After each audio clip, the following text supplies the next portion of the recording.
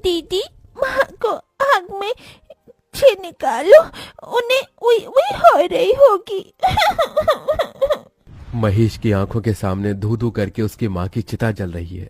अपनी माँ की जलती चिता को देखकर महेश का मन चीख चीख कर रोने को कर रहा है, मगर अपने तीनों बहनों की सूरत देखकर वो शांत खड़ा है। तभी रामू दुख जताते हुए कहता है, अरे बाप तो पहले ही दारू पीकर स्वर्ग सिधार गया, आज माँ भी मर गई। जाने बेचारा गरीब बच्चा अब अपनी 3 बहनों का बोझ कैसे उठाएगा। मुझे तो इसकी हालत देखकर बड़ा दुख लग रहा है, पता नहीं क्या खिलाएगा इन्हें। अरे भीख मांगने के सिवा छोड़कर और क्या करेगा, अब इतने छोटे बच्चे को कोई काम भी नहीं देगा। लोगों की तरह तरह की बातें सुनकर और माँ की मौत का दुख झेलकर 12 साल के महेश का मन किसी काठ सा मजबूत हो गया था। उसने अपनी आंखों से बहते आंसू पोंछे और कहा, ना मैं भीख मांगूंगा, ना मैं अपनी बहनों की भीख मांगने दूंगा। मैं मेहनत करके कमाऊंगा। आप लोगों मेरे दुख में आए, बड़ी मेहरबानी। अब चले जाइए। महेश समझ गया था कि इस दुनिया में हर किसी को अपनी मदद खुद ही करनी पड़ती है। महेश 6 महीने की नंदिनी को गोद में लिए अपनी बाकी 2 छोटी बहनों योगिता और प्राची के साथ अपनी टूटी फूटी झोपड़ी में आ गया। तभी 5 साल की प्राची ने भूख जताई। भैया, भूख लगी है, खाना चाहिए। माँ तो मर गई, अब हमको खाना बनाकर कौन खिलाएगा? अपनी गरीब बहन की बात सुनकर महेश की आंखों में आंसू की बदरा बरस गई। अरे छुटकी, तेरा भैया है, मैं बनाऊंगा खाना। फिर जैसे वो राशन के डिब्बे में देखता है तो बस थोड़े से चावल रखे होते हैं। महेश चूल्हे का धुआं सहकर गीले चावल बनाने लगा और दोनों बहनें योगिता और प्राची नंदिनी को गोद में लिए टकटकी लगाई चूल्हे की ओर देखती रहीं। तभी महेश का हाथ जल गया। माँ! क्या हुआ भैया, आप ठीक तो हो? योगिता को अपने गरीब भाई से बहुत लगाव था। हाँ बहन, मैं ठीक हूँ। थोड़े से चावल में उसने बहनों को खिलाया और खुद भूखे सो गया, मगर मारी चिंता के उस गरीब भाई को नींद भी कहाँ आई। आज थोड़े चावल थे तो दिन कट गया, मगर मुझे काम ढूंढना होगा। अगले दिन महेश काम ढूंढने निकल गया और लखन से कहा, चाचा, आप जिस फैक्ट्री में काम करते हो वहां मुझे भी कोई काम दिला दो। अरे ना बाबा ना, तुझे काम दिलाकर मुझे जेल में चक्की नहीं पीसनी, जा भाग यहां से। महेश निराश होकर दिन भर तपती धूप में भटकता रहा। उसके पैरों में एक चप्पल भी नहीं थी, शरीर पर एक मैला कुचैला जगह जगह से फटा हुआ एक शर्ट। तभी वो लच्छू दास के ढाबे पर आया। मोटा ताजा शरीर और निकला हुआ पेट लिए वो कुर्सी पर पसरा था। अरे जल्दी से ये प्लेट धो, ग्राहक खाने के लिए खड़े हैं। अरे ओ पप्पू, कहाँ गया तू? तभी महेश तवाक से बोला, सेठ जी, मैं सारी प्लेट धो दूंगा, काम की बहुत जरूरत है मुझे, दया करके काम दे दीजिए। इस दुनिया में एक गरीब का फायदा हर कोई उठाता है। लच्छू ने भी महेश की मजबूरी देखकर कहा, देख बच्चे, तुझे दिन भर प्लेट धोना होगा और उसके बदले मैं तुझे 50 रुपए ही दूंगा। अरे आप जो देंगे मुझे मंजूर है। 50 रुपए कमाने के लिए अब दिन भर गरीब महेश ढाबे के गंदे झूठे प्लेट धोता ताकि अपनी बहनों को भरपेट खिला सके। अपनी बहनों को पढ़ाने के लिए मुझे और मेहनत करनी होगी, 50 रुपए में तो पेट भी नहीं चलता। ढाबे के साथ महेश अब हर सवेरे अनाज की बोरी उतारता और पैसे जमा करके बहनों को दाखिला दिला देता है। अपनी हर तनख्वाह से वो तीनों के लिए तोहफे खरीद कर लाता और फटे कपड़ों में रह जाता। इसी तरह 18 साल बीत जाते हैं। फिर एक दिन, नंदिनी, प्राची, योगिता। भैया, आ गए आप?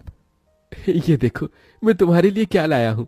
योगिता, ये तोहफा तुम्हारे लिए। शुक्रिया भैया। और ये संतरी और गुलाबी रंग का सूट प्राची और नंदिनी तुम्हारे लिए। तभी दोनों घमंड से सूट लेने से मना कर देती हैं। भैया, हमें नहीं चाहिए ये गरीबों की 2 कौड़ी का सूट। पर प्राची, भैया हमारे लिए कितने प्यार से लाए हैं। योगिता दीदी, अगर तुम्हें इतना ही पसंद है तो तुम रख लो ये घटिया सूट। और भैया, अब आपकी बहनें बच्ची नहीं रही, बड़ी हो गई हैं, हमें कुछ ढंग का ला कर दिया कीजिए। ये ठेली फेरी वाले कपड़े हम नहीं पहनेंगी। यू नो वॉट भैया, हमारी सहेली इतने अमीर घर से आती हैं, एक एक कपड़े लाखों के पहनती हैं, और तो और किसी की डैडी बिजनेसमैन है, किसी की सरकारी नौकरी में, और हमारा भाई आज भी ढाबे पर बर्तन मांजता है। हमें खुद में सोचकर इतनी शर्म आती है। अरे क्या जिंदगी भर औरों की गुलामी करते रहोगे? नंदिनी की इस तरह की बात से उस गरीब भाई के दिल को बहुत ठेस पहुंचती है और बहनों की खुशी की खातिर वो ढाबे का काम छोड़कर अब एक कॉलेज के बाहर समोसे बेचने लगता है। समोसे ले लो, समोसे, खस्ता समोसे। बस भगवान, शुरुआत तो कर दी है, कृपा करना काम जम जाए तो फिर बहनों की शादी भी करनी है। तभी कॉलेज से निकलते ही नंदिनी और प्राची अपने भाई को देखकर तिलमिला जाती हैं और घर आकर महेश को सुनाती हैं। भैया, पूरी दुनिया में आपको हमारा ही कॉलेज मिला था समोसे बेचने को। प्राची दीदी, इन्होंने तो कसम खा रखी है हमारी इज्जत मिट्टी में मिलाने की। ये सुनकर महेश रो पड़ा। प्राची, नंदिनी, अपने गरीब भाई को माफ कर दो, मुझसे भूल हो गई। महेश की तीनों बहनों के स्वभाव में बड़ा अंतर था। योगिता महेश के दुख दर्द को समझती थी, जबकि नंदिनी और प्राची घमंडी बर्ताव रखती थी। कुछ दिन बाद महेश ने योगिता की शादी एक गृहस्थ परिवार में कर दी। देख माँ, आज इस गरीब भाई ने एक बहन का घर बसा दिया। योगिता भी खुश थी।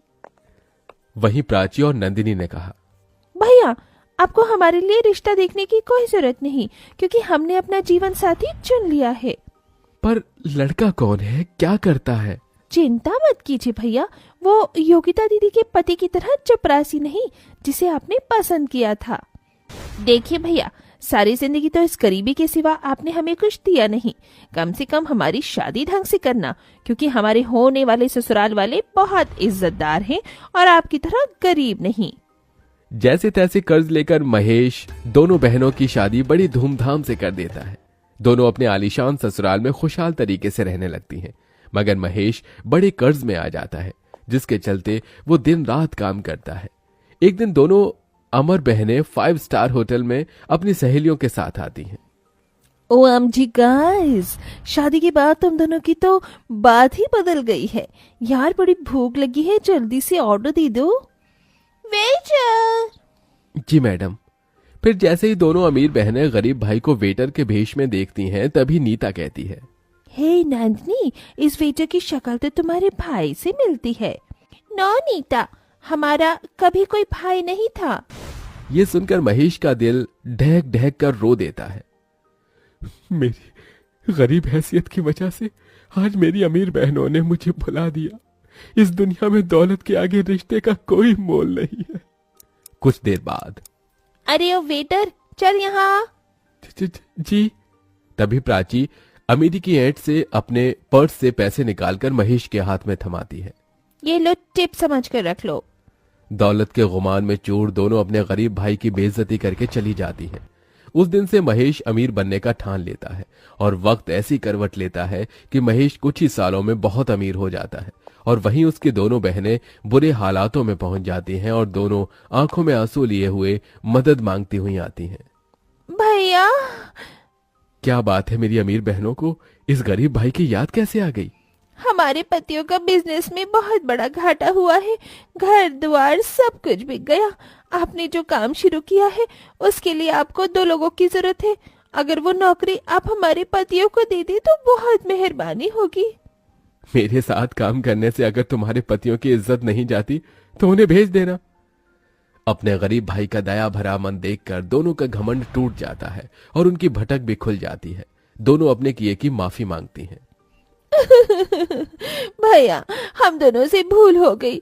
जिस भाई के पाँव धोकर पीना था उसे पूजना था। हमने अपने उसी माता पिता समान भाई को उसके गरीब हालातों में कोसा, मगर आज आपने हमारे लिए इतना किया।